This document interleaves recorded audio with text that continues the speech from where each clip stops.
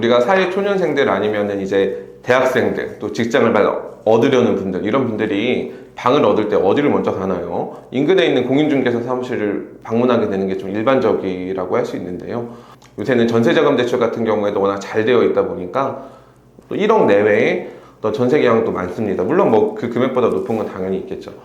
그런데 문제는 이런 원룸이나 아니면 투룸, 이렇게 이제 금액이 1억을 넘지 않는 이런 부동산 임대차 계약을 체결하시는 분들이 이런 계약을 많이 체결해 본 지식도 없고, 사실 또 아까 말씀드린 것처럼 사회초년생이다 보니까 누구를 믿고 계약을 체결하게 되나요? 결국 공인중개사 말을 믿고 체결하게 되죠. 그리고 임대차 계약을 맺을 때는 이게 뭐 선순위 보증금은 얼마가 있는지, 대출은 얼마나 있는지, 이 집이 얼마가 있는지, 이런 거에 대해서 꼼꼼히 관심을 가지시는 분들은 많지 않은 것 같아요. 그냥 공인중개사가 이 집은 뭐 새 집이니까, 아니면 뭐 보증금은 별로 없으니까, 대출은 별로 안 잡혀 있으니까 문제 없어요. 심지어 문제가 있다 없다도 얘기하지 않고 계약 체결하시는 분들이 굉장히 많습니다.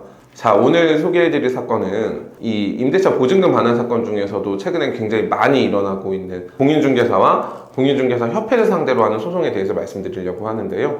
자, 그런데 먼저 주의해야 될 거는, 내가 집주인으로부터 보증금을 반환받지 못했기 때문에 무작정 공인중개사나 공인중개사 협회를 상대로 소송을 한다, 이런 내용은 절대 아닙니다. 임대차 계약 체결 당시에 공인중개사에게 어떤 과실이 있었는지, 임대차 건물에 설정되어 있는 선순위 보증금 액수를 정확히 설명해줄 의무가 공인중개사에게는 부여되어 있어요. 자, 실제 임대차 계약 체결해 보면 선순위 보증금 액수 제대로 알려주지 않아요. 임차인들 입장에서는 내가 선순위 보증금 액수를 고지 받아야 되는 상황인지 아닌지조차 모르는 경우들이 많습니다.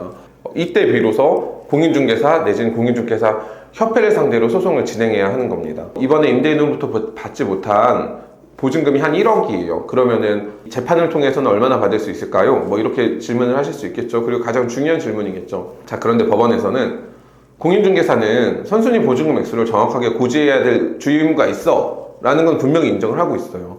한편으로 사실 이게 임차인 입장에서는 굉장히 불합리한 부분으로 보여지기는 하는데, 임차인 너도 선순위 보증금 액수를 확인을 해야지, 너도 안 했으니까 너의 과실도 적어도 50%는 된다, 이런 입장의 판결이 계속 내려지고 있단 말이에요. 그런데 이거는 판사님들은 이 조그만 원룸 월세 계약을 해보셨는지 굉장히 의문이에요. 이런 계약을 해보면 이미 이 계약을 할 때 내가 선순위 보증금 액수를 알 수 있는 방법이 없어요. 임대인이 제공해주지 않는 한 임차인으로서는 내가 그 집에 전입신고하기 전에는 선순위 보증금을 확인할 수 있는 방법이 없는데, 이거를 확인하지 못했으니까 과실을 물리겠다, 그리고 그 과실이 50%를 넘는다라고 하게 되면, 특히 이런 임대차 계약 체결하는 사람들이 굉장히 사회적으로 약자잖아요. 약자들 입장에서 말이 안 되는 판결이 될 수밖에 없는 겁니다. 임차인으로서는 선순위 보증금을 확인할 수 있는 방법이 애당초에 없음에도 불구하고 확인하지 않았으니까 과실이 있어 라고 하는 거는, 글쎄요, 제가 생각하더라도 쉽게 이해가 되지는 않는 부분이기는 합니다. 그래서 아까 제가 이 중간에 질문 드린 것처럼 한 1억을 내가 못 받았어, 그럼 얼마나 받을까? 그러면은 재판을 해보면 한 3천에서 5천만 원 사이 정도 금액에서 중개사 협회로부터 받게 됩니다. 그러니까 사실 이 영상 보시고 본인이 어떻게 하다 보니까 여기까지 왔어, 그러면 뭐를 가지고 오시면 되냐면, 부동산 임대차 계약서, 내가 보증금 입금한 내역, 그리고 세 번째는 법원이나 아니면 주민센터 가시면은 이 집에 설정된 확정일자 부여 현황이라는 걸 발급받으실 수 있어요.